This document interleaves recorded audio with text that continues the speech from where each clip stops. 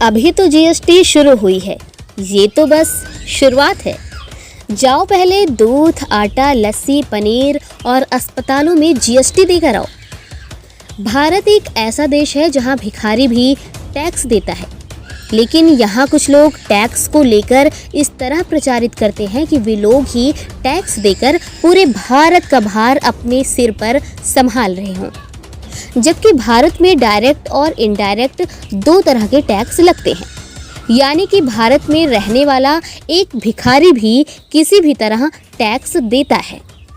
खैर, ये तो बात हुई टैक्स देने या ना देने की, लेकिन हम जो बात कर रहे हैं वो है जीएसटी की।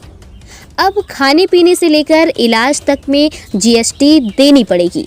इससे भारत सरकार की कमाई तो ज़रूर होगी, लेकिन आम आदमी की जेब और ज़्यादा कटेगी। हम आपको बता दें कि जीएसटी काउंसिल ने बीते दिनों कुछ सामानों पर वर्तमान में मिल रही छूट को वापस लेने का फैसला लिया था। ये फैसले आज यानी कि 18 जुलाई 2022 से प्रभाव में आ गए हैं।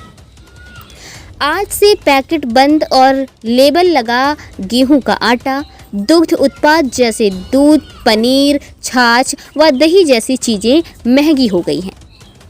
आम आदमी पर 18 जुलाई यानी कि आज से महंगाई का बोझ बढ़ गया है। पिछले महीने जीएसटी काउंसिल ने अपनी बैठक के दौरान घरेलू उपयोग की कई चीज़ों पर जीएसटी लगाने और कुछ चीज़ों पर जीएसटी दरों में इजाफा करने का फैसला लिया था। 18 जुलाई यानी कि आज से ये फैसले प्रभाव में आ गए हैं। ऐसे में आज के बाद से हमारी रोज़मर्रा की ज़रूरत के कुछ सामान महंगे हो गए हैं। जीएसटी काउंसिल की बैठक में डिब्बा बंद या लेबल लगे जैसे कि फ्रोजन गुड्स के अलावा दही, लस्सी, पनीर, शहद, मछली, सूखा सोयाबीन, सूखा मखाना और मटर जैसे उत्पादों, गेहूं व अन्य अनाज के अलावा मूढ़ी या मुरमुरे पर 5% जीएसटी लगाने का फैसला लिया गया था।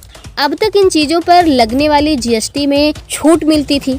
उसी तरह विभिन्न पेय पदार्थों के टेट्रा पैक और बैंकों की तरफ से जारी किए जाने वाले चेकबुक पर भी सेवा बढ़ाकर 18% कर दिया गया है। वहीं एटलस, नक्शे तथा चार्ट पर 12% जीएसटी लगाने का प्रावधान किया गया है। ऐसे में ये उत्पाद भी आज से महंगे हो गए हैं। अब यहाँ राहत की बात बस इतनी है कि काउंसिल की बैठक में ये साफ तौर पर कहा गया था कि खुले में बिकने वाले बिना ब्रांड वाले उत्पादों पर अभी जीएसटी चार्ज नहीं किया जाएगा। ऐसे में हमारे पास महंगाई की मार से बचने के लिए पैकेट बंद चीज़ों की जगह खुली चीज़ों के इस्तेमाल का विकल्प बना हुआ है।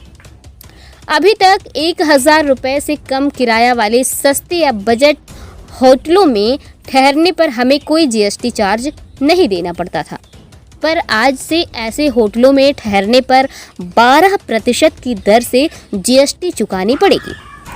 वहीं अस्पताल में भर्ती मरीजों के लिए 5000 रुपये से अधिक का कमरा यानी कि आईसीयू के अतिरिक्त बुक कराने पर भी 5% की दर से जीएसटी चार्ज की जाएगी।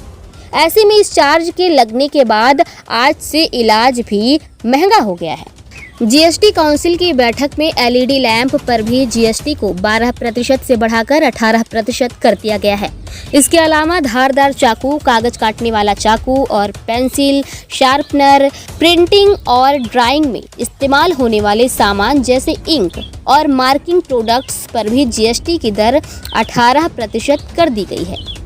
सौर ऊर्जा से चलने वाले हीटर पर भी जीएसटी की दर को 5% से बढ़ाकर 12% कर दिया गया है। ऐसे में इन चीज़ों की कीमतें भी आज से बढ़ गई हैं। जीएसटी काउंसिल की बैठक में लिए गए फैसले के अनुसार अब शवदाह गृह, सड़क, मेट्रो, पुल, रेलवे और वेस्ट प्रोसेसिंग मशीनरी लगाने का काम करवाने पर भी 12 की जगह 18% जीएसटी चुकानी पड़ेगी। वैसे में इनके निर्माण की लागत भी आज से बढ़ गई है। पूर्वोत्तर राज्यों के लिए हवाई यात्रा करने पर मिलने वाली जीएसटी छूट आज से इकोनॉमी क्लास तक ही सीमित रहेगी। इसके अलावा भारतीय रिजर्व बैंक, बीमा नियामक और विकास प्राधिकरण यानी कि IRDA, भारतीय प्रतिभूति और विनिमय बोर्ड SEBI जैसे नियामकों की सेवाओं पर भी आज से टैक्स चार्ज किया जाएगा। ऐसे में ये सेवाएं आज से महंगी हो गई हैं। रिहायशी घरों में कमर्शियल इस्तेमाल के लिए किराए पर देने पर भी आज से टैक्स चार्ज किया जाएगा।